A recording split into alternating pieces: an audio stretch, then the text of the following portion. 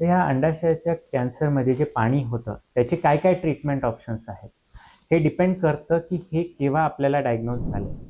जर इनिशियल प्रेझेंटेशनमध्ये पेशंटला पोटामध्ये पाणी आहे तर युजली आपण म्हणतो की हा जो अंडाशयाचा कॅन्सर आहे हा ॲडव्हान्स्ड आहे, म्हणजेच हा स्टेज 3 किंवा स्टेज 4 मध्ये आहे.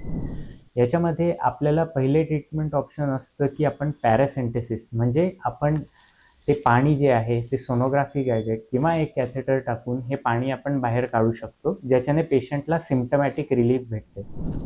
याच्यासोबत हे पूर्ण ट्रीटमेंट नाही आहे.